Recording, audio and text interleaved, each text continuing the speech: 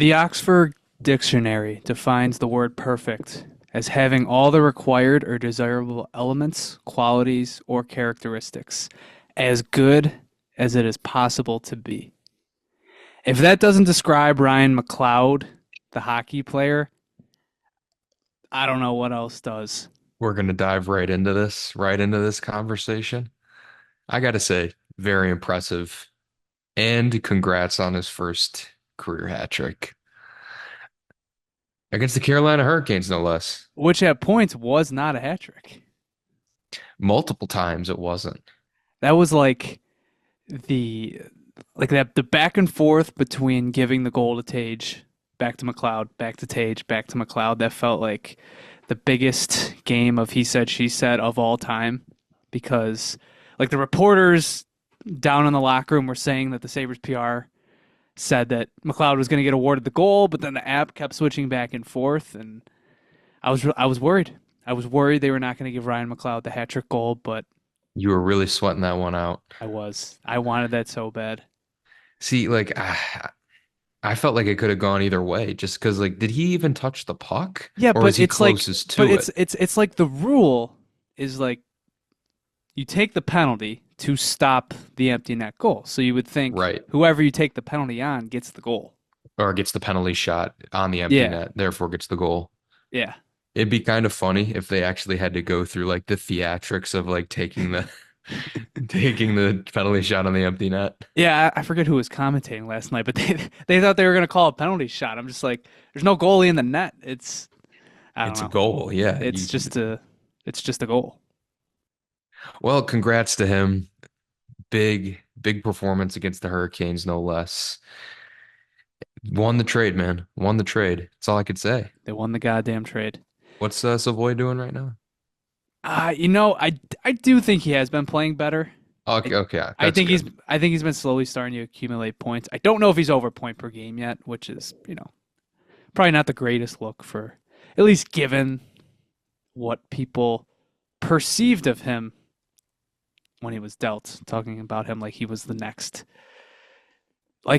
coming of Danny Briere or whatever top prospect. Just And because he looked like him. well, I'm just talking in general, the Forsberg for Erat trade type vibes. Like it was always That ridiculous. Everybody knew. I mean, anybody with a brain knew that was just not the case about what that trade was. Yeah, dude, seeing that tweet, that's the most asinine thing I'd ever seen. Like even like I knew in the moment. I'm like, this is no Philip Forsberg we're trading away.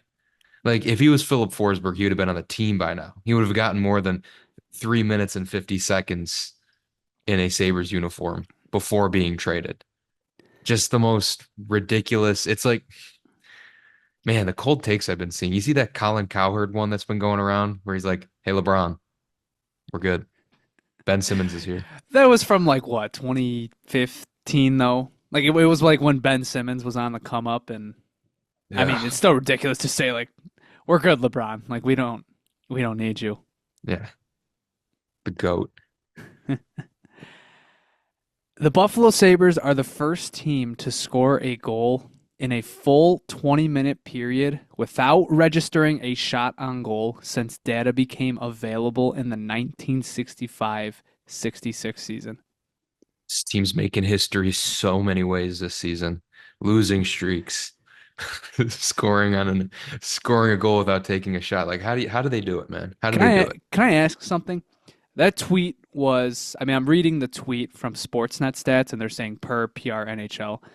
The Sportsnet tweet came out at 9:44 p.m. So 15 minutes or so after the game had ended. How do they figure that out so fast? Y- Like who is I need to meet these, you see these all the time, like just the craziest stats. It's true, yeah. Even Sabres PR tweets out some interesting tidbits after goals, like very quickly. They must prep these ahead of time, but that one, scoring a goal with no shots on net in a period, like you can't prep for that. You're digging through, since 1965, 50 years of no 60 years of known data. I think you just have to have guys watching the games that are just creative idea guys. they'll be like, "That's interesting. I wonder if that's ever happened." You got to have people watching the game, critical thinkers, just maybe like digging into that information quickly. But like 15 minutes after the game is nuts. Or they just have their own database that is An hour and in-house 15 minutes. private.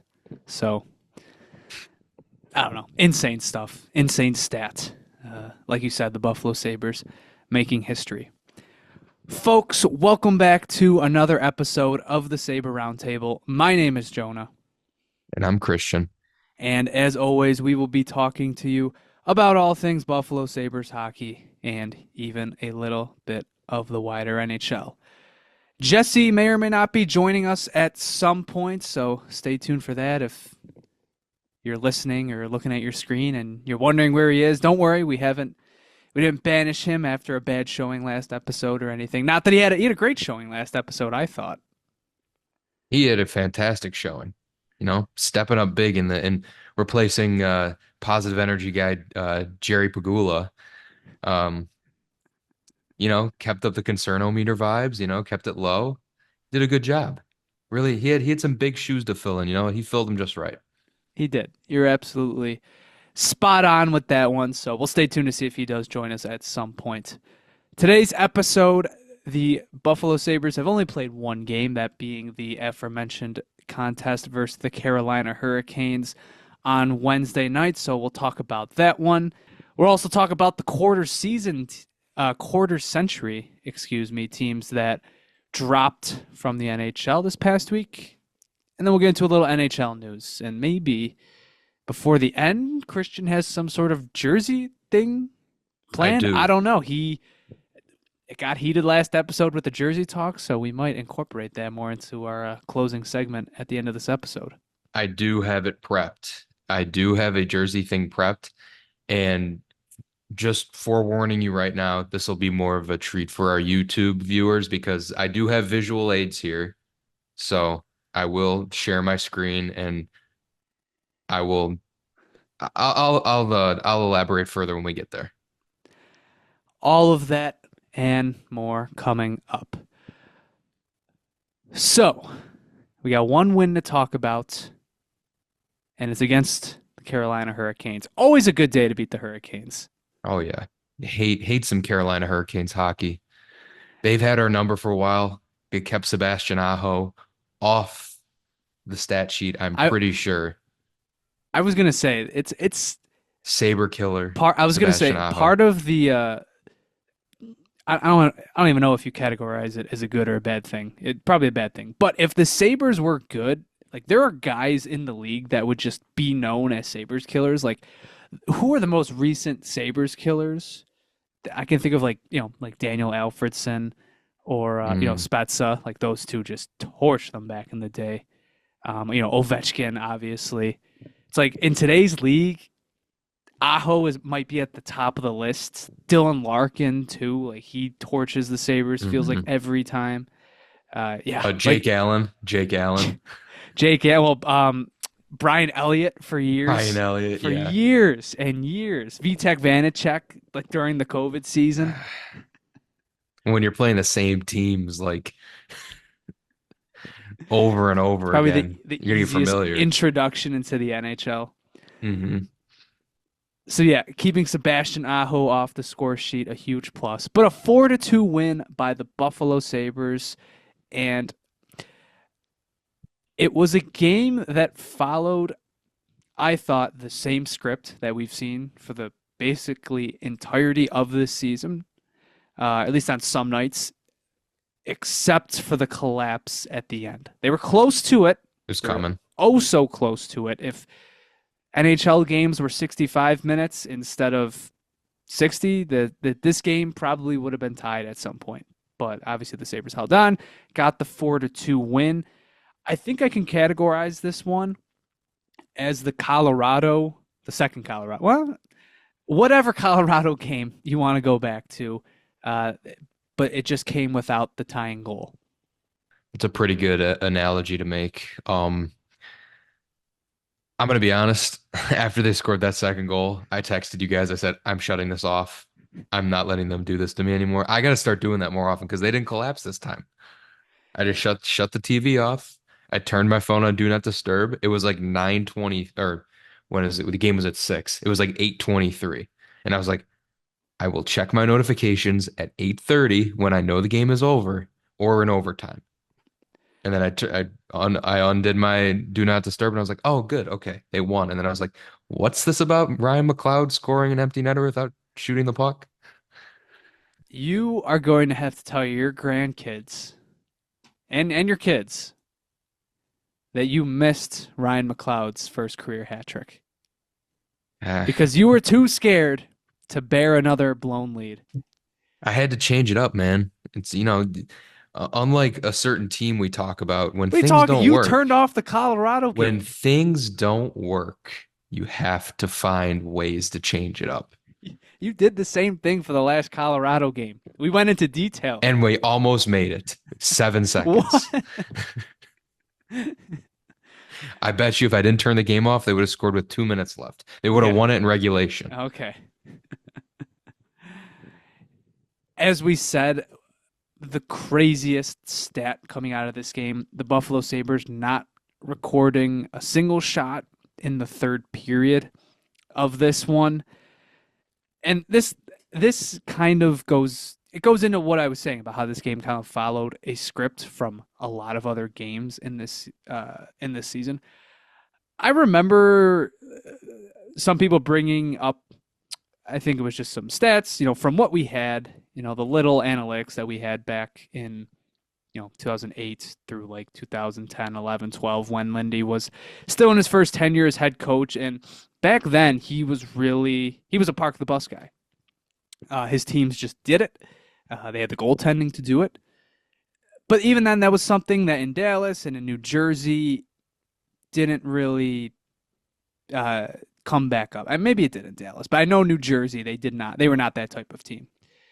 Uh, I don't know if it's something about KeyBank Center. I don't know if it's just something about stepping back into the old role, but it's an issue. They park the bus bad. I mean, the broadcast was giving it their best shot to try and jinx the Sabres by showing the amount of blown leads that they've had this season.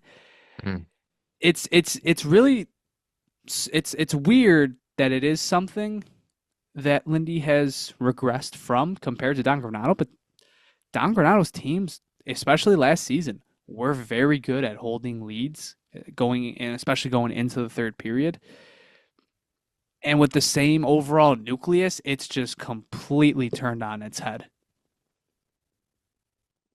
Yeah, I really thought we were out of that routine of blowing leads as much as we did, but this season really was a big surprise to me and many other fans with just I don't get it, man. Is it like I you say Lindy's a big park the bus guy, but when you say this bus was buried under 6 feet of snow because when you don't get a shot on net in the third period, that's crazy. And also, it hasn't worked this year. So has he changed his philosophy, or is it the players just kind of turtling? It's like this is the psychology I want to like get insight on, but I'm not in the locker room. So I mean, hey, as always, it's probably a mix of both. I thought it was funny. Rick Bonus, who was on the TNT broadcast last night, I think it was after first or second intermission, and at one point he was just talking about like some point, the coach can only do so much. The players got to go out there and do it. And yeah, I think that's fair at the same, but you don't know. You're not on the insides of those conversations. You don't know what they're game planning, and whatever it isn't working. And I hope that just especially given where they are. They're not hanging on to a playoff spot, so it's not like they got cold feet, overthinking about how every point matters. Like they're down and out of this.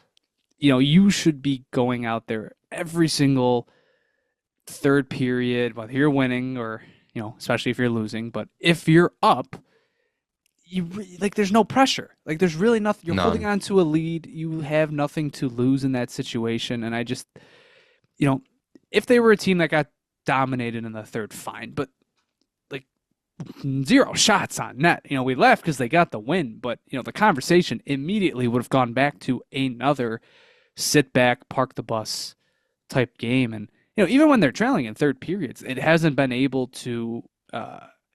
They're not a dominant third period team when trailing, and that is something that is synonymous with Granado's teams as well. Like this group has just never been good at playing from behind, especially No, late in games. no, yeah. That like I've said it before, negative clutch gene with this team. Just negative clutch gene. But we haven't seen much of clutch around here in a long time, so are we really surprised about that? I guess not. No. Let's turn the conversation to something more fun. Ryan McLeod. This guy can't get enough. He's the best, man. You're buying his jersey. I I know think you're going I've to. the moment he inks that extension, I feel like I have to. And I think it sort of started out as a bit. Like I've always liked him, but You sound like a schoolgirl. I think it's I don't know if I liked him. I liked him, but but like through the first 10 games of the season, like it was funny, and like he was shooting like 20%. Like obviously that wasn't going to hold up. But, even just like when he's gone quiet this season, he's just a guy that I'm just surprised that the Edmonton media hated so much, especially given he wasn't like a top six. He wasn't. Sometimes he played with Draisaitl, but it's not like he was a Connor McDavid wingman that just mhm. couldn't produce much. He was, he was what he was. He was a middle six guy, mostly third line center, and he did his thing. And man, just being one of the guys that just kind of caught a lot of heat back then, I'm just sort of surprised by that. And it's just awesome to see him get more of an opportunity here, filling in as the second line center as of late. And, you know, 44 games into 44 games into the season, he's on a 44-point pace. I mean, that's really, really good for, he's the guy you wanted to be your third line center. I guess he's moved up with the Thompson injury and everything, but that's really good. That's really, really good. And, uh, you know, I can't give Adams enough credit. It has been a great trade thus far. You got exactly what you needed out of it. Matthew Savoy, no matter what he becomes, he was not going to be something right now. They needed Mhm. help right now, and Ryan McLeod has been help right now. He's been more than help for that third line center role. He's been exceeding expectations from the start. And yeah, he did have a little bit of a quiet stretch, but Which just coincided with playing with Sam Lafferty and Beck Malenstein most nights, which like you knew we the talked about bald this man. sometimes. We talked about this sometimes. Like I would joke that like for some reason like Lindy had started to hate him because I remember it was the West Coast trip they swept, the high point of the season most likely. He was playing first line center on that trip, and it's too much of a role for him. He's not a first line center. No, But Lindy just totally 360'd it, put him on the fourth line, I think, to close that trip, and it kind of coincided with Kulik's emergence, and he just never got out of it, and like that was his biggest dry spell. He was the fourth line center with the two least productive wingers on the team. You put him with Alex Tuck and JJ Paterka, surprise, surprise, he's being more productive. starts to cook a little more. Yeah. Who would have thought, man? High end talent. High end talent, Ryan McLeod.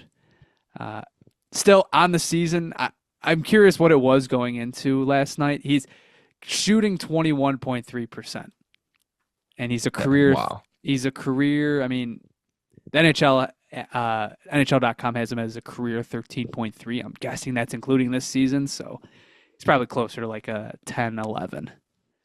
He would have been nice on the 22-23 team. Would have fit right in with all those other shooting Well, benders. I saw credit to Kevin on Twitter today, on Sabres Twitter. He was just posting some stats about how like the Sabres added all of these guys this season who have helped, you know, um, you know, it was evolving hockey's player cards. McLeod grades out extremely well. Bowen Byram grades out extremely well. Jason Zucker grades out extremely well.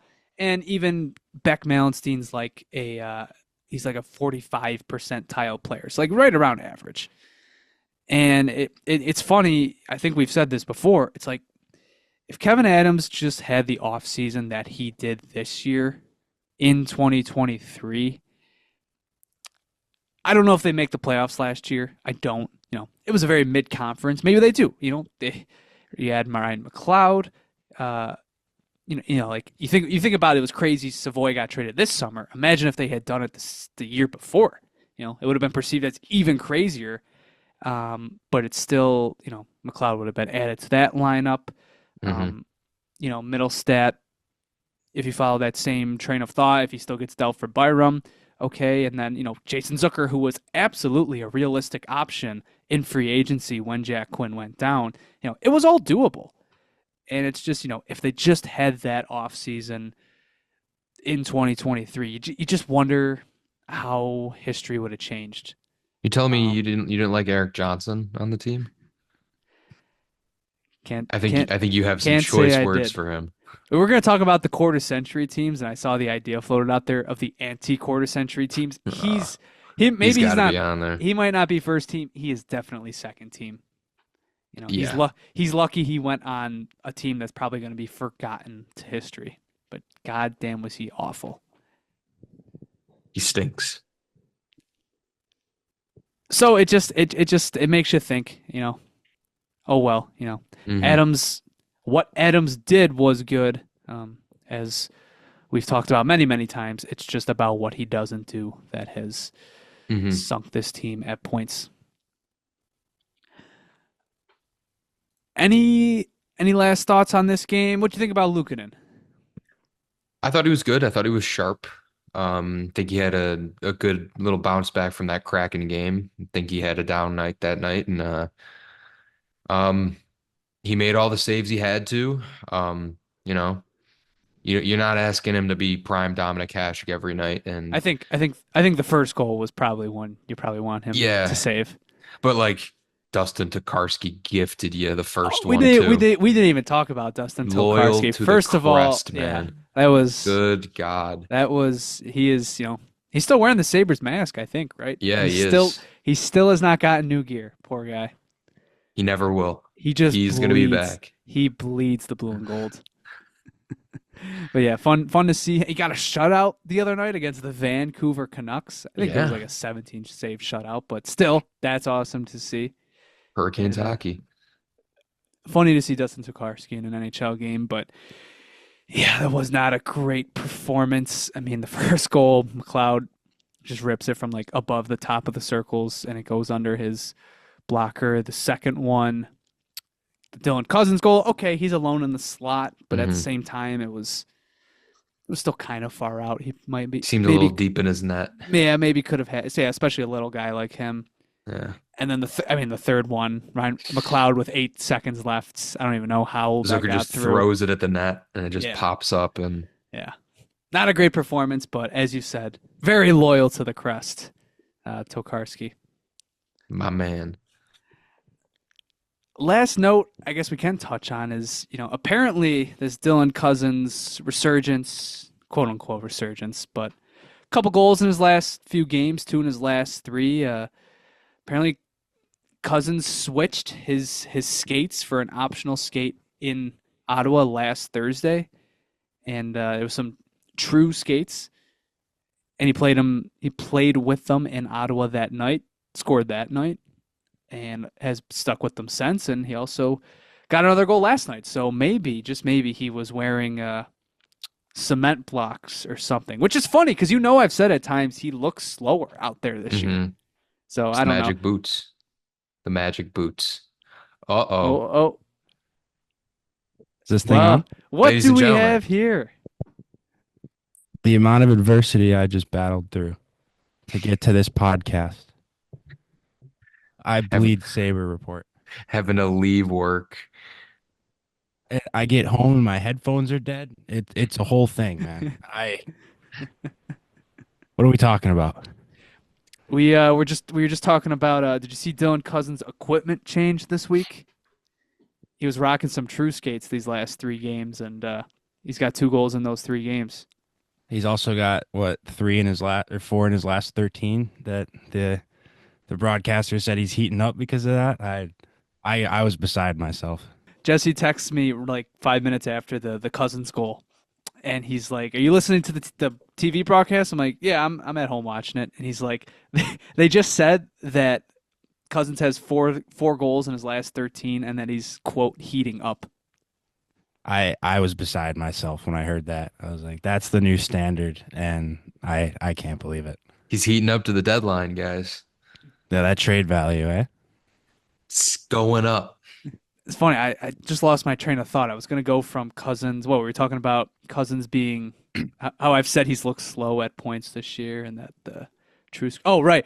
I was gonna tell a funny story. When I was 13, uh, I needed some just new gloves, and so I go to my dad, and I tell him that I just need a new pair, and so I'm like, all right, we'll go and grab some at the store or something, and he's like, actually, I think I've got like a brand new pair like downstairs, and I'm thinking to myself like, oh, it's like, did he get a pair for JP or something? And so we go downstairs, and he pulls out these like size 13, 14 leather gloves. They were grand spanking new. And he's like, "Here, you should wear these." And I just remember thinking to myself like, "Oh my god." He And pulled I out a did. pair of the classics. I How wore do I them. talk my way out of this one? I wore them for like 2 months, and you get used to it over time. But then I remember, I think I was just like practicing my shot in the basement, and I put on JP's gloves that were sitting down there, and and I just remember thinking like, "Oh my god!" Like I just like 20 pounds just escaped off my hands. It's like you were batting with And a donut.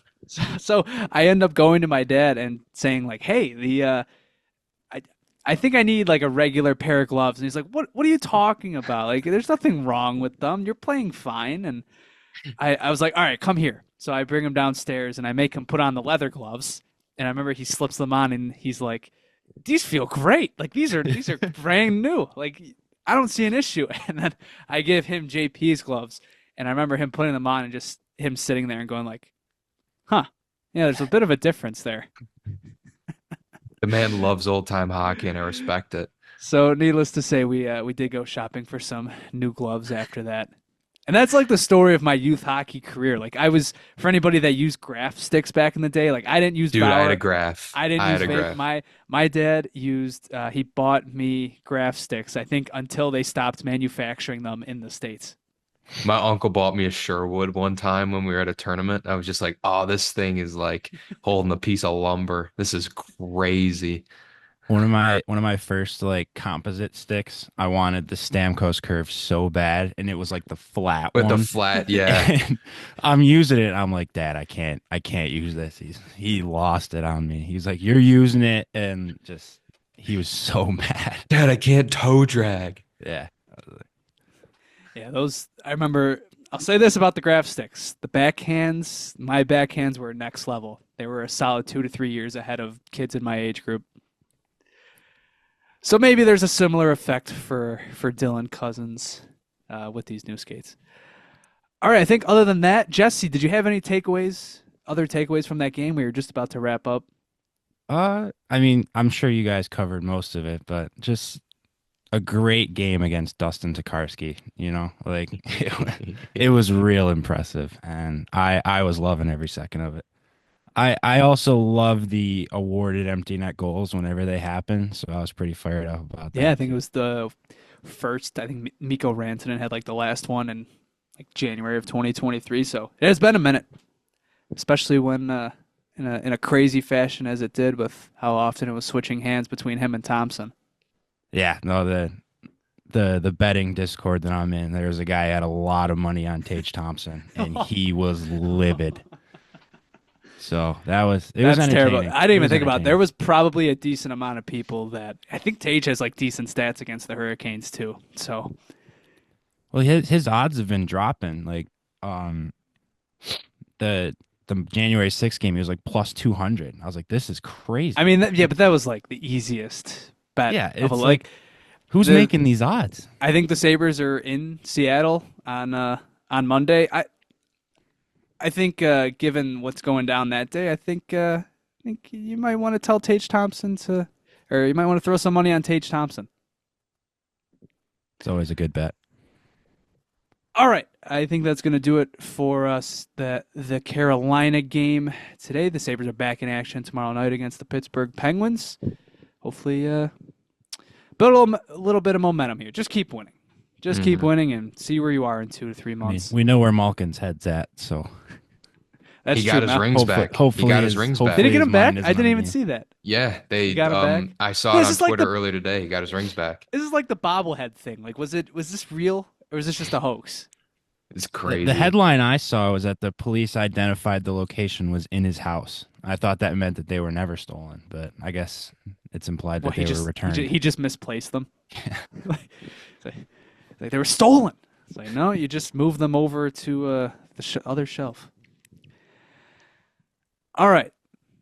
Next up on the docket. So the Sabres Quarter Century teams were released. For anybody that maybe is out of the loop, the Sabres have been doing this fun thing to commemorate the year 2025, just releasing some of their custom quarter century teams for each team in the NHL, basically picking the best 2 teams with players that were the most impactful, or I guess there really wasn't a designated sort of list in terms of qualifications, which is why I was questioning some of the Sabres picks a bit. But the Sabres did come out with, or the NHL did come out with the Sabres, and they were as such. So the first team for the Buffalo Sabres, Danny Briere, Jason Pominville, Thomas Vanek, Brian Campbell, Rasmus Dahlin, and Ryan Miller. I don't know about you guys. I think that's as perfect as you can get. That is the perfect first team. They did not screw it up. I think there's a few debates about like switching a player here or there from like first to second, second to first. I think you don't touch that. That is super solid. I think the only improvement they could have did was having Thomas Vanek 5 times. But I love it even more. Yeah, love it even more.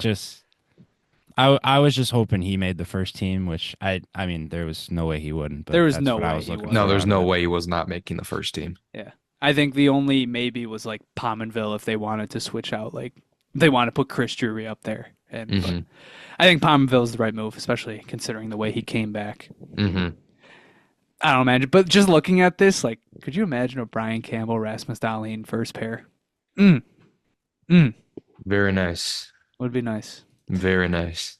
So then we get to the second team.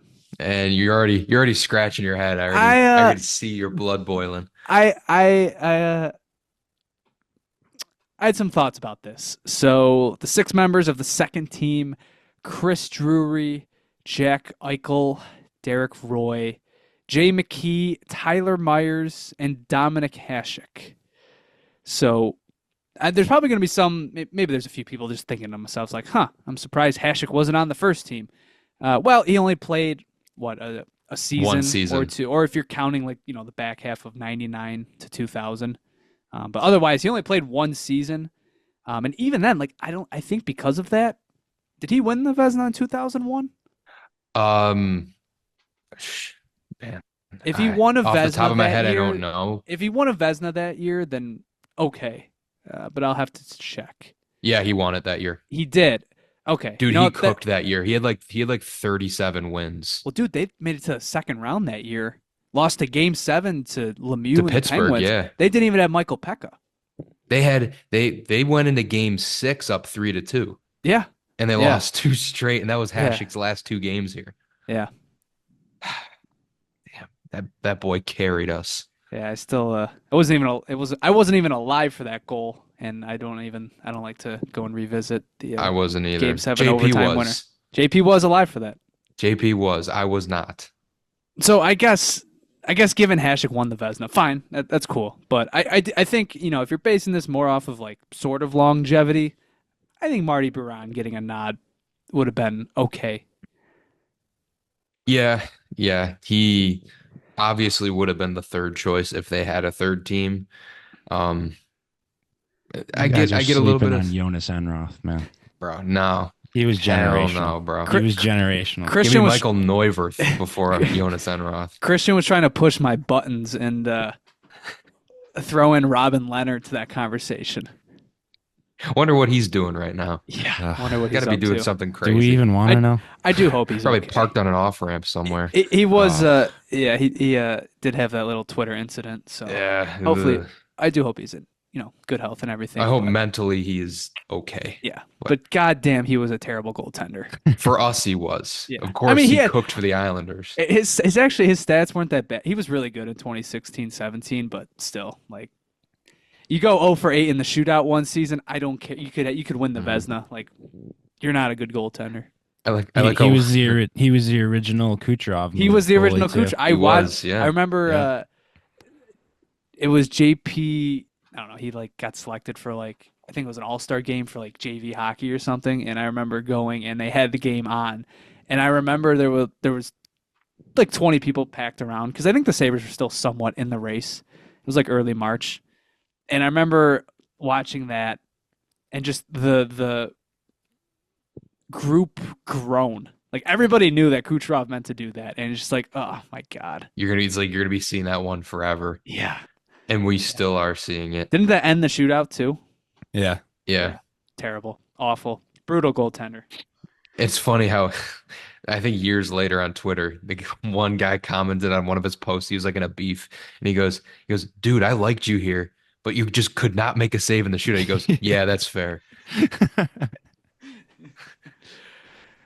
So obviously Baran, I could have seen him getting the nod over Hasek, but that's fine. It's still it's Dominic Hasek. Now, what are you really upset about?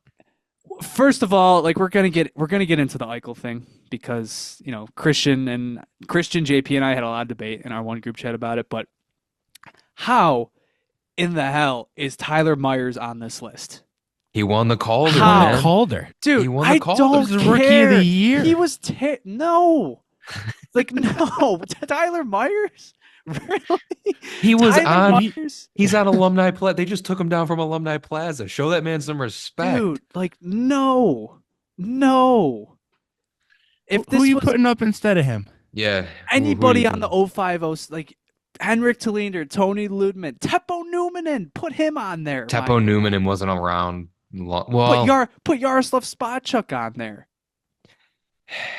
was Andre Sekera? Andre Sekera's a good pick too. Yeah. Dude, Myers, he had a great first 2 seasons. After that, he was Risto levels bad. That guy got traded for Evander Kane. See, I agree with you more on this than the next topic we're going to debate. I do agree there were other options out there over Tyler Myers. And Jay McKee is super solid player. Super solid. Even him, I think Tallinder or Ludman or Spot, I think there's better maybe not Spotchuk, but I think Ludman Tallinder is the pair I think of when I think of 05-06, other than Campbell Numanen. I think with Jay McKee, I know it's a quarter century team, but that man was a pillar around here for a long time. I know. I don't hate the pick. I think it's debatable, but it's second team. But I genuinely cannot believe Tyler Myers was selected. That sticks out like a sore thumb. Man, imagine Jay McKee's just on the blue line. He looks over, he sees a 7-foot-tall giraffe who can't play hockey. We were just romanticizing or fantasizing. Imagine a Darlene Brian Campbell pair. Imagine a Jay McKee Tyler Myers pair. They'd get that'd be caved locked in. down, dude. You're not getting by them. They'd be physical, but they'd be getting caved in. Absolutely ridiculous pick. You will not. Nobody will. You will not convince me on that. So we move to the forwards, and Derek Roy, yes, that should be a pick. That's a good pick. Guy at his peak was unbelievable. Just somebody else that was taken out by, what do you have? I don't think he had a neck injury, was it? Or a shoulder thing? He had something after his insane 07-08. year, and he was just That never quite at that peak again. that 07-08 year was fueled off of vodka Red He Bulls had, from the chip strip. and from the chip strip, yeah. I mean, he had what, 82 points that year? He cooked. He was He cooked. unbelievable. And then you get Chris Drury, another one. Yeah, probably should be like in terms of like significance, like Lore, yeah. lore in the city. I think maybe you could have gone Max. Maybe. I Mm. think, he led, I think, Afinogenov, at least. Obviously, he's beloved and also led the 05-06 team in points. But, other than that, I'm trying to think, like, other than Chris Drury, I don't know if there really Tim is any. Connolly. Well, Tim Connolly, Mm, so why don't we just get right into it? So Jack Eichel's on this second team. I think Rightfully that's so. I think it's a horrible pick. no, I think it's a horrible pick. I completely disagree with I you. think it's an absolutely abhorrent pick Why? Why? because he had no like real impact on the franchise, and I don't think What? he Other had than being the Are best you player for kidding how me many right years? now? and I'm not what you think I'm saying that he wasn't the best player on that team. I'm not, but I'm saying, we only got like one insane season out of him and like just a bunch of other good ones. I think Tage Thompson is more qualified to be on this No. list. No, He has completely scored. disagree. We just talked about Chris Drury, Derek Roy, Jay McKee, and even Tyler Myers and Dominic, like guys who have actually left impacts, won awards, scored playoff goals. And Bro- I'm supposed to sit here and say that because Eichel was the best player on some not so good teams, that he's more qualified than someone like Tage Thompson, who has Tage is in already the he's passed him in goals already. Tage is in the same situation. He's been even, I would say, more arguably than Eichel, the best player on And more he had a better losing teams. and he had a better season, arguably better season in 22-23 than Tage has ever had. Tage or was than also Eichel's ever had. Tage was also straight booty cheeks for like 3 years before he broke out. Okay, Which okay, Bro makes- made a all right. bro all right. made a fucking Let's take it easy here. bro made a in between the legs pass during the COVID season that had Chad DiDomenicis saying, "Send this man to Siberia." You could see the potential though. It was in But there. that makes that even more insane. The fact he started there and still Eichel has was passed good Eichel the in points. second He's played he less started seasons than here. Eichel, right? What, 18-19, played one game in 19-20, half a season in 2021, and then like 3 full seasons since then. He's already passed the guy in goals. Eichel was good the moment he stepped on the ice. I don't think I've ever seen That's not true. a more talented well, okay, well he was forward good, but on the Sabres. I think people. Tage is great in his own right. Don't get me wrong. He is great, but Eichel was just, when you saw him play, he was just, you knew he was on another level. I don't know, man. I think Eichel's the right pick for this man. I don't think he is. I also don't think. I just don't think. And I also think, and we're just talking about like actual playing caliber. I don't think in good faith you should put somebody on here that requested a trade out of Buffalo. I think Sam deserves to go in that spot more just because he didn't thrash the franchise. I mean, Sam didn't do nearly what he was doing in Florida here. See, but I also We're sort of seeing think, some of but it, I think Eichel, but- what he's done in Vegas, got him on this. You think so? I think so. I mean, he's like, I think the NHL posted about it. At least in the NHL's opinion, he's like 5th in Hart voting. The Cup. I don't know. I think the Cup, everything I think has romanticized him in Buffalo more. And I think to an extent it's rightfully so. It's like, hey, this guy could have been this, but he had one phenomenal season that he didn't even finish. And I think that's like the best version you ever saw of him. I just think like taking out all of that NHL bias, all of that, won a cup in Vegas and stuff, disregarding all of that, I still think that he belongs on this list over Tage and Tim Connolly. I think Tim Connolly was injured too much. Great player, cult following, just like Max. I don't know, man. But Still think Connolly left more of an impact because he scored playoff goals for two of the best teams in the franchise's history. Plus, I think he played in 2001, unless I'm mistaken. Right? What trade was Connolly in? It was Did like we a draft him? no. I thought he was. I thought Afenagenoff was the guy who played in '01 that was drafted. I thought Connolly they got. Was Afenagenoff Connolly was on the team pre-lockout. was Connolly in, was he the one in the LaFontaine trade? No, that was No. Michael Pekka. Oh, it was the Pekka trade. There you go. Yeah. He was part of the Pekka trade. Him and They sent Danny Mogilny to was it the Mogilny trade where they sent him to Vancouver and we got that was Pekka, right? yeah, I think so. Mm. Or was The that the Sabres last? used to cook with trades, man. We just rolled into star player after star player back Hey, in we the were day. still talking about it. You know, they still do. Yeah. Jason But yeah. Zucker is the greatest free agent signing in this franchise's history. And I'm completely okay with that because they should re-sign him. I mean, they did trade for like Yoki Haru too. Like we're not talking about that at all. Mm. I saw We Jay don't- Fresh. I saw Jay Fresh say the other day. He was like, "Isn't it so funny how the Sabres got another Ristolainen and he's Finnish?" It's like you don't even get the funny stuff with Yoki Haru. You don't get him running into the boards or flipping tires in the summer. You get none of the fun. None of the fun, all of the ass. But Pekka was in the Begoni trade. Yeah. And so was Jay McKee. It's a nice bit of business by the Sabres. Yeah. I've made my I rest my case. I do not think Eichel should be on here. Okay. Just We the agree to way I see disagree. it. Just the way I Agree see to it. disagree. We were tossing around at the start of this episode the anti Sabres quarter century teams, the worst players from.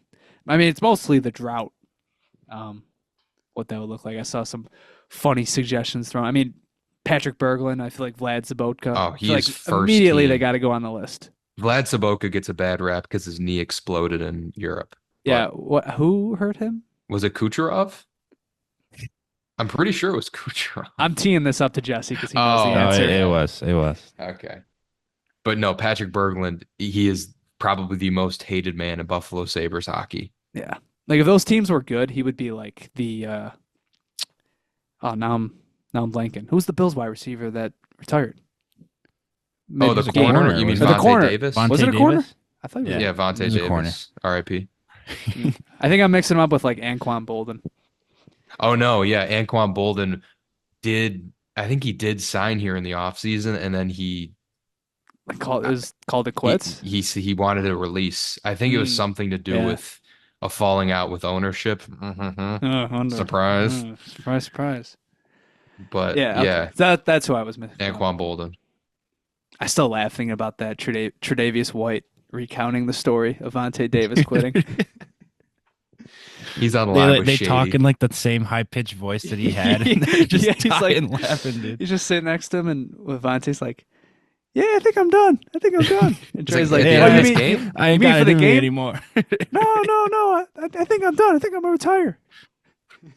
He just took his stuff off and left. So funny. So funny.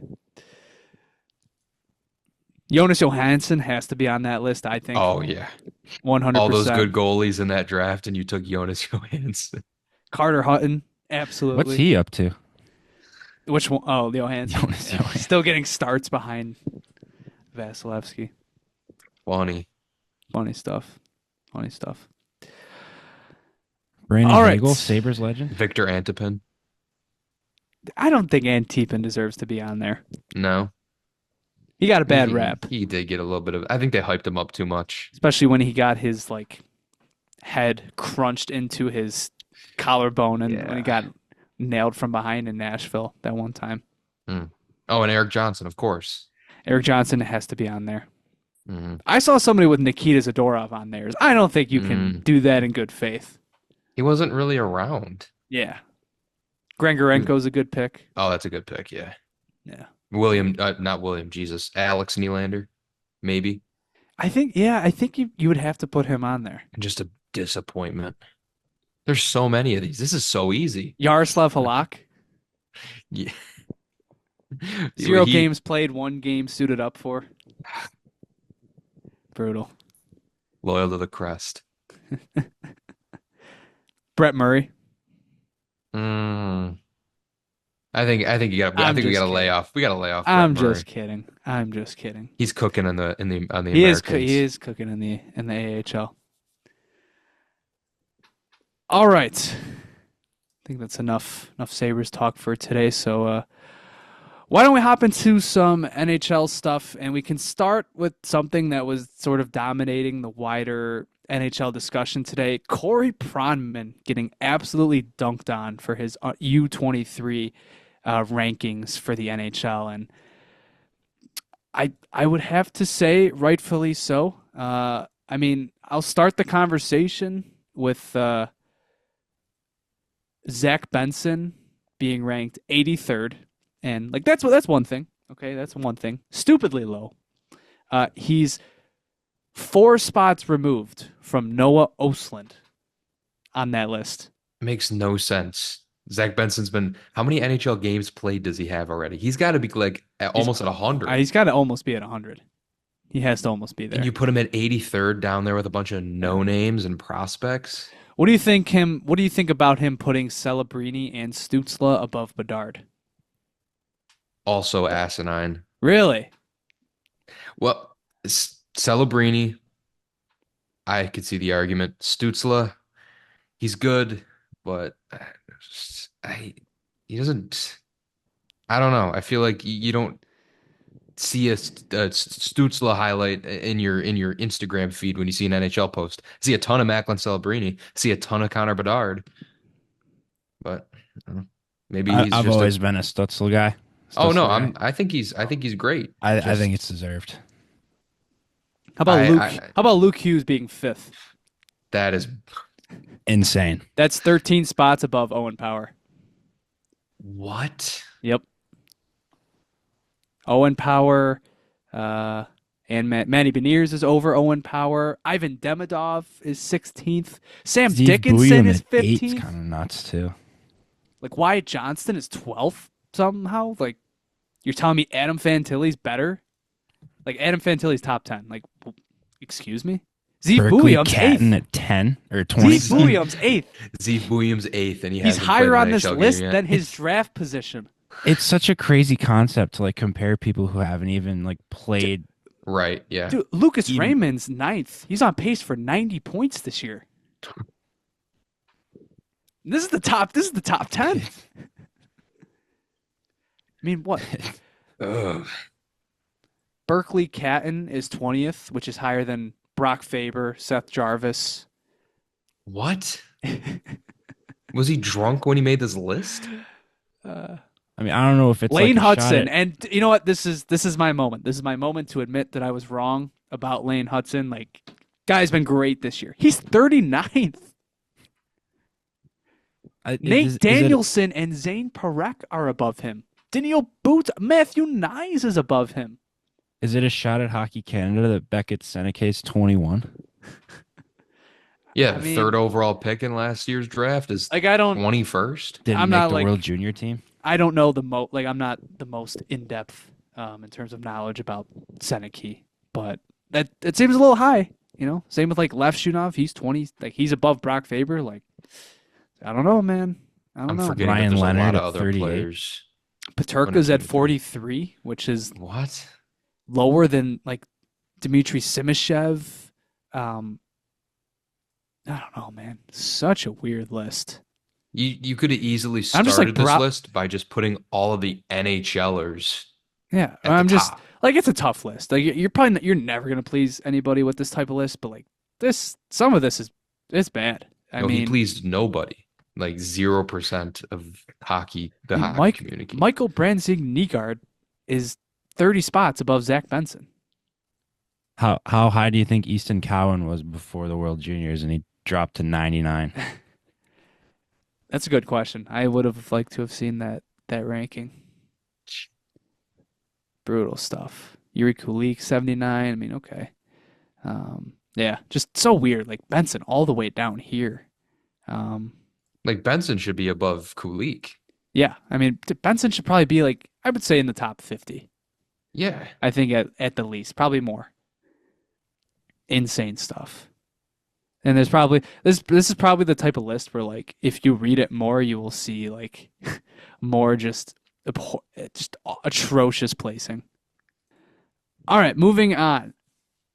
We brought it up earlier, but Evgeni Malkin's three Stanley Cup rings were stolen and then seemingly returned. I was just informed.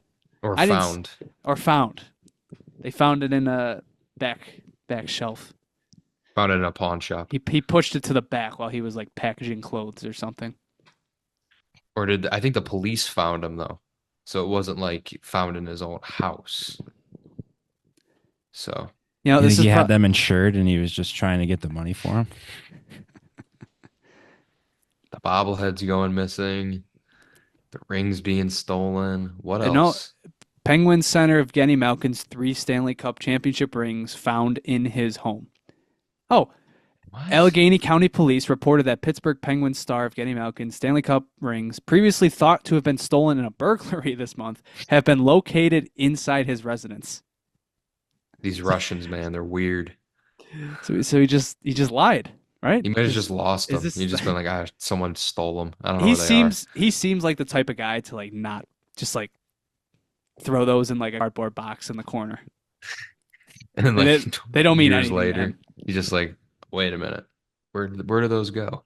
Yeah, you just drop some like massive dad lore someday. It's Like, a oh yeah, $250,000 I won three Stanley Cups. it's $250,000 worth of jewelry that's just gone missing. Some other Pittsburgh Penguins news: Tristan Jarry waived. Stanley Bye-bye. Cup champion. Bye. Is he? Did he technically get a ring? I think he did. I mean, he was probably in the system. I mean, he was. There's no way he was on. I think you're confusing him with Matt Murray. I am. There you go. Man, It's funny. Mark, Very similar stories. the Marc-Andre Fleury saga in Pittsburgh, the way it ended, man, could have all been avoided if they just used their cover on him instead of I mean, I Matt Murray. guess, but like, You don't know that in the moment. who are you? Are you picking the 25-year-old goaltender who just backstopped two Stanley Cups, or hmm I know it's Fleury, but oh well, probably doesn't change much for them. I thought it was funny how the team announced it. Like, Tristan Jarry, you will be waived at 2 p.m. Pack your things, buddy, and get out of here. They gave bro notice to go pack his stuff up. I gave him a heads up. Moving on, Simon Nemec, the former second overall pick from the 2023 draft, hasn't broken into the Devils lineup quite yet, but this year it's been pretty stacked. I mean, they signed Brett Pesce in the offseason to a long-term deal. Obviously, Dougie Hamilton's their backbone of that defense, and then Jonathan Kovacevic, who they acquired in the offseason, has been a phenomenal story for them. So really no room to break into the lineup for him, but a little bit of an interesting quote from him today in an interview. I can't remember any number 2 draft pick that went to the farm for a third year. It's still too early to request a trade. If this situation continues, it will have to be addressed. You're the second overall pick. You should be playing. It's like, but I mean, for the Devils, if it's working for you, which seemingly it is, I get it. But like, I don't know how the Devils get these high picks, man. They just Well, like they won the stink. lottery that year. Yeah, they win the lottery and then they either stink for a one-off year and then they bounce back. It's Feels like the type of thing that the Sabres should be all in on. so You know, Nemec, Pettersson. I mean, look, it's not a, if he was so good, if he was such an undeniably good player, like, yeah, he probably would be in the lineup, and also he probably wouldn't be requesting a trade. But, this year when he has played for them, hasn't been great. Last year the impacts were really good, but, he was just kind of too young. still, like it feels like, especially if you're the Sabres, like you don't have the luxury of trading for a lot of right-handed defensemen. You kind of have to take your shots on young guys who could become studs. Hmm. I feel like if he does, request a trade and you say something like that to the media, it kind of feels like it's already on the way. It feels like you got to be the team for that. Hmm. All So in, baby. so I floated this hypothetical to you. Hypothetically. One for one, like a McGroarty type swap. What if they were like, we'll trade you Nemec. You got to give us Yuri Kulik. I like what I've seen out of Yuri Kulik, and this forward group is already kind of struggling as it is. I don't want to part with him, to be honest with you. I wouldn't Well, want to part with I know him. you don't want to. Nobody would want to. I would hope nobody would want to. But A, that's how you know it's a good offer. It's something you don't want to do. But yeah, it comes down to like, hey, Kulik is your third line center of the future or potential second line. Do you value that more than a potential Owen Power partner or even a Rasmus Dahlin partner? It's kind of that type of argument. Or you could keep going with the same group because the answer's in the room. I like that. That is a thought. That is a thought, and it's been thought about for a long time. There's When no you need to switch anything up. put it that way, why are we even talking trades?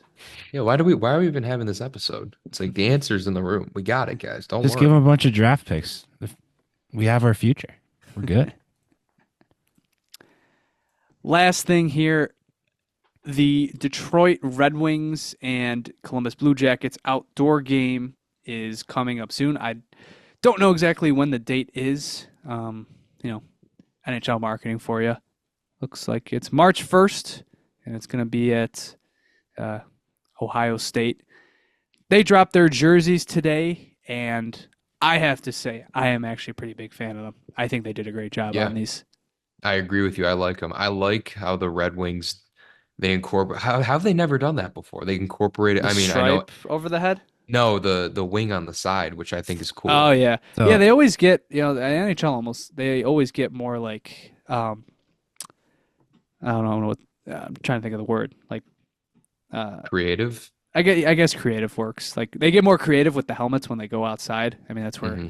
that's where we saw the debut of the chrome buckets for Vegas and LA, and obviously it works better for outdoors for obvious reasons than it does inside.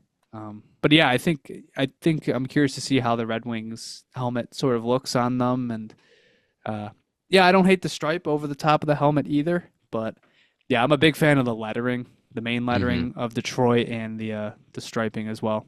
I like that both of them have like bigger numbers. I like that too. Hmm. I think the Blue Jacket silver is really sharp. Yeah, I mean the Blue Jackets one it's one that you've seen it a lot, but still I really like the Canon logo. Hmm. Um, it's simple but kind of sleek striping, and big fan of how these turned out. do they kind of look like the Kraken jerseys to you? Because that was my initial I thought. Here we think it's go the light. again. I'm gonna assume that was a serious question because I do kind of It see it. was Yeah, I kind of it was that. it kind of looks like the lighting in the room made it that way, but yeah, I mean it's they both use navy blue, but the Kraken use it much more effectively with their A+ jerseys. I'm a huge fan of like the logos on the helmets too. So I was excited to see it on the Detroit one. I think it looks really good. Good job by the NHL. More, I would personally love more, you know, unique creative jerseys such as these. So especially the Detroit one, I think those they did pretty phenomenal job on. And given the flack we were giving Detroit's jersey people last episode with the reverse retros, nice to see them rebound. Yep. All right, I think that's gonna do it for NHL talk today. All Sabres talk today. Before we get off, staying on the topic of jerseys, and this is news to Jesse. Apparently, Christian has organized some sort of jersey-based game or guessing or rank. I don't even know. we're just gonna do a simple blind ranking. So Blind Oh, ranking. yeah, just a blind ranking. I got 5 jerseys here. And to throw a little bit of a wrench into it, I'm not gonna be picking jerseys from, crazy random years, but I am gonna pick a year. I'm not gonna jumble years, just go crazy all over the place. I'm not gonna do defunct franchises for this one. We're gonna keep it simple, but I am gonna pick a year. And that year is going to be the year coming out of the lockout, the 05-06 season. So I've picked 5 jerseys from this specific year, and we are going to blind rank them, or you two are going to blind rank them. And at the end of it, you're going to tell me how you think you did. Is this so you're gonna pick? You're obviously gonna go one at a time, One at a and time. then we Yeah. pick one. Okay. Okay. Yeah. So we're gonna start with the Vancouver Canucks, the Mm. 05-06 Vancouver Canucks, So who it's the worked set. a It's the full gradient. set, It's the full set, who Jesse. worked a I gradient into their third jersey. I don't know about you. I think the gradients are atrocious. I think this is an immediate 5. I hate the gradients. It's so bad. I And don't hate. it I like the whites. I was never a big fan of. I'm not a big fan of navy jerseys. I don't hate them, but the gradient atrocious, awful. I can't it believe they brought it back. and they made it even worse with like the green when they did the Yeah, reverse it was. retro, Yeah, it and was even worse. it's bad. It was terrible. It's Easy was it's five. very always bad. Easy I was 5. always curious as to why they went to that color scheme. Just I don't Yeah, know, because I they don't know. went from that, then they switched back to the Was that original a? Was greens. that the re? Was that a? No, it wasn't a Reebok redesign. Yeah, I don't know. Are, are Weird. we including this alternate on the side? Because that one looks pretty nice. Um, Ooh. Nah, doesn't count. no, yeah, it was Didn't only make it for a into the few big select picture. Yeah, games. no. Doesn't Yeah, count. not in the It big All right, probably picture. would. disregard, It disregard. probably would have made me think because obviously it's a really nice jersey. Maybe 4, but no. Yeah. All right, so the Vancouver Canucks are starting. We're starting out with a 5 here. All right, so I mean, I'm gonna say is the mid 2000s or the 2000s weren't the best decade for jerseys, No. but all right. Next on the list we have the Anaheim Mighty Ducks, I mean, who still had the eggplant I feel at like the this time. this this has got to be an easy one. You It's think got with to be that one or Easy second two. one. jersey in there, man? I think. This Come on. nonsense? I'm just gonna pretend it's not there. Okay, they're that good then. I do agree. They are sharp. I think The one in the I middle think is this is a one or awful. two, Jesse. This has got to be a I one don't or know two. about like easy straight one. Like there's But I'm trying to think like 2000s NHL jerseys. Like how many good ones were there? I don't know if you watch a lot of blind rankings, but like going 5 right off the bat and then going 1 right off the bat, it's a But bold strategy, Jonah. yeah, but it's the Mighty Ducks. How uh, All right, because clear. of how good they looked in the Quack movie, or quack. How good they looked in real life. yeah. I don't know. If If you Christian wanna was go if one, go Christian one. was doing this with me, I think we would both have this ranked at 1. But no, this. It's a good back and forth. I'm not going to give you my list until the end, or We can go what I 2. We can proceed to settle rank on them. 2. I feel like we have to settle on 2 here. You want to go 2? We can go 2. All right, they're locking in 2. The Anaheim Mighty Christian Ducks seems are upset about number that 2. though. Should we go 1? Should we go Nah, too late. I already stopped sharing the screen. switch? He's gonna have like the worst 3 jerseys. Like that was our one lifeline. All right, I feel like I just sold this. the next jersey we have on the list is the Nashville Predators. 4, 4. easy 4. Let's 4. move on. Look Let's at make this quick. Let's Look make at this the quick. dopey God. cat. Look at the name they put on the back of it though. Just atrocious. Oh yeah, Franchise legend love that guy. David Legwand. That color yellow might be like one of the worst colors you could Yeah, possibly use. that's atrocious. Absolutely awful. Immediate 4. I Does that- actually does was that not. make it- I did not hate the whites. Did we Just screw up? something about them. Like they just. It shouldn't work, but like it wasn't awful. The whites were fine. Yeah, The other I ones are kind of like the terrible. blue ones too, but just how Mhm. bad the yellow one is just tanks. Yeah, it's awful. Was never a Alright. fan of that logo either. The on the No? yellows. People like love it, but I think that's just a nostalgia thing. Yeah. All right, lock it in 4 for the Nashville Predators. All right, I'm feeling good about this list. Okay. One pick is going to come in and screw it all up. I already know. The next team number 4. Only 2 jerseys with these guys. The Oh, Pittsburgh Penguins of Crosby's rookie season. Christian knows I love these. I also love them.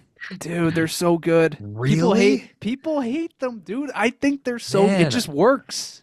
I don't like the yellow. I I think it's like the just when they switched it was I better. think it's one of those things where like like Jesse and I watch WWE. Like sometimes like the belt, it just looks good on certain people. I think this jersey just looks good on Crosby and Malkin. I think that's just Yeah, what it is. it is a nostalgia thing, but peep the record though. Jesus. Ugh. The ones that came after these with like the white like sleeve and then like the little bit of like that gold and then it's like mostly black. I think those are way better than these, but these are still awesome. Yeah. I I think we're in agreement here. I think we got to go one. We're gonna lock in one here. Yeah. All right. The number 1 slot has been taken. All right. Pittsburgh Penguins locked in at number 1. And all right, I guess what's left? The 3 spot. Yeah. All Looks right, like it. So what this did is we good. pick? This is your 3. The I'll LA take that. Kings. I'll take that. I'm not I mad at it. I think we perfected this. The LA Kings at number 3 with the purple. Those whites are really nice though. I think the I whites. I love think the the whites are purple, nice. dude. I'm not a fan of the other two. I love the The purple one in Kings. the purple one in the middle is not great. Yeah, I don't like it. The white one makes us a strong 3. Yeah. All right, so to finalize this list, you have the Penguins at 1, Mighty Ducks at 2, the Kings at 3, and then you have the Nashville Predators at 4 and the Canucks at 5. I My feel list, I feel good about that. I think we killed that. I think we you think? absolutely murdered that. So I had the Ducks at 1, the Mm-hmm. Kings at 2, the Canucks at 3, Oh my. You put the wait, did you blind rank this Wow. yourself? no, This was no, your planned ranking. yeah. I didn't hate the Wow. Canucks jerseys, man. And then I Ah, had it was like a toss up. I think I did end up putting just because the mustard jerseys were so bad, I put them at 5 and I had the Penguins at 4. Wow. I love the Kings jerseys, dude. I love the purple jerseys. And I couldn't pick over the Ducks. I had to put them at 1. I mean, I'm not as much of a black jersey hater as Jonah, but the So yeah, it's good at 3. It's good at 3. so yeah, that was my little idea for this episode, a little treat for our YouTube viewers if you're watching. If you want me to do one of those again, we could We talk should do about that it. every time. That was fun. Yeah. I'm perfectly okay Well, with you it. know, It's, we said I think it what was happens. the last time we did a Thursday episode. We're like, oh, we'll just start doing trivia Thursdays whenever JP's on. Well, JP's not here, so we got to substitute it with something. So we'll do a blind jersey ranking Thursdays. I like that. All That right, was fun. sounds good.